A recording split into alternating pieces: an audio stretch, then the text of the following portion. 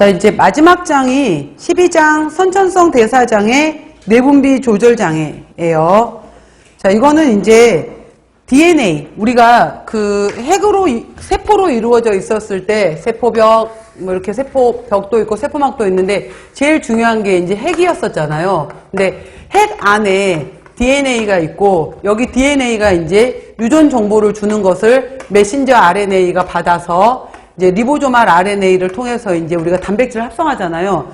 이 과정 자체에 문제가 생긴 거예요. 이 과정 자체에 문제가 생기면서 메신저 RNA가 DNA 정보를 판독할 때 조절 유전자에 이상이 생겼다. 그래서 가장 대표적인 것이 효소를 제대로 못 만들어내는 거예요. 효소. 그래서 효소 생성이 비정상적이다 라고 했어요. 자, 큰 제목으로만 먼저 볼게요. 아미노산 대사장애에서 크게 페닐 케톤 유레아, 그 다음에 단풍 당뇨증 혹은 뭐 단풍 실험요증 이렇게도 얘기하고요. 호모시스틴요증, 그 다음에 요소회로 이상 이러한 것들이 있어요. 그 다음에 탄수화물 대사장애에도 갈락토즈를 대사 못하는 갈락토세미아, 과당을 대사하지 못하는 과당불내증, 그 다음에 이당류 소화 불량증, 글리코겐을 저장만 하고 쓰지 못하는 당원병 이런 게 있고요.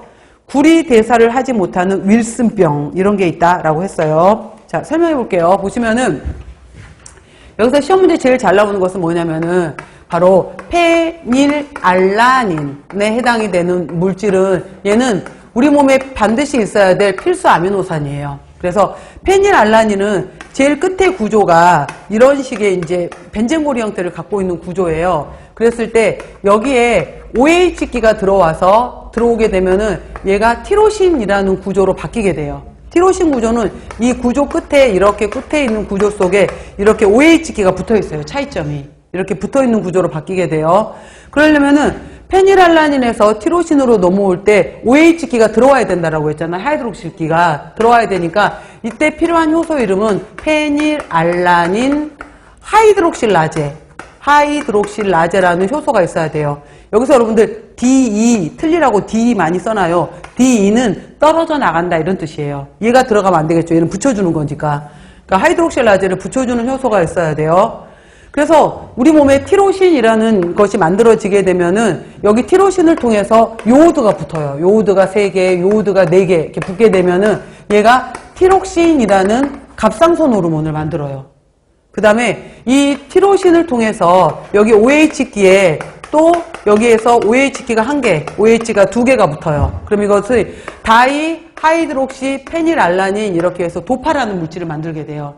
도파, 그 다음에 여기에서 도파민이라는 물질을 만들게 돼요. 아까 얘가 안 만들어지면은 파킨슨병이 온다라고 했던 거예요. 그러니까 도파민이 우리 몸의 신경 전달 이러한 역할을 하게 되는 건데 바로 티로신으로부터 왔다라는 내용이 이 말이에요. 도파민을 만들어야 되는 거고요.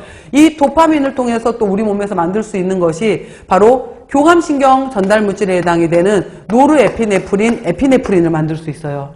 또 얘를 통해서 만들어질 수 있는 물질에 바로 우리 피부 색깔, 머리카락 색깔, 홍채 색깔에 해당이 되는 멜라닌을 만들 수가 있는 거예요.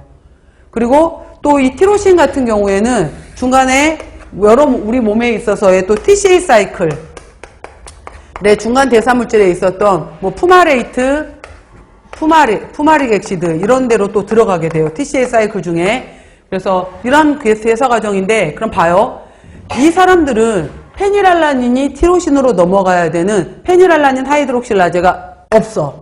그러면은 이 아이들의 혈액 검사를 해보게 되면은 페닐알라닌은 정상보다 높아져 있을 것이고 티로신은 정상보다 낮아져 있을 거예요. 그죠? 그러니까 이 대사를 하지 못하는 페닐알라닌 물질들이 몸에 쌓여. 그래서 자기네들끼리 뭉쳐 페닐 케톤체를 만들어.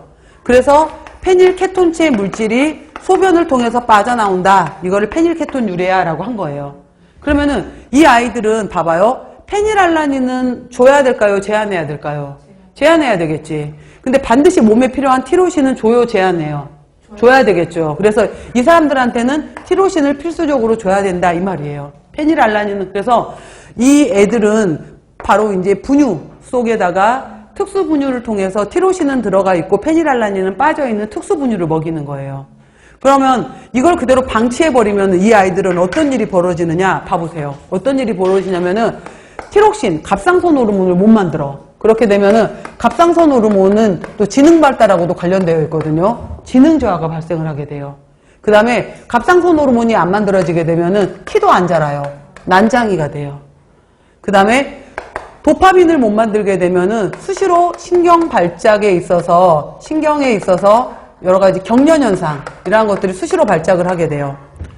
또 노르에피네프린, 에피네프린을 못 만들게 되면은 혈당 조절이 안 돼요. 혈당을 못 올려요. 그 다음에 혈압도 올리지를 못하게 되니까 혈압도 낮아지게 돼요.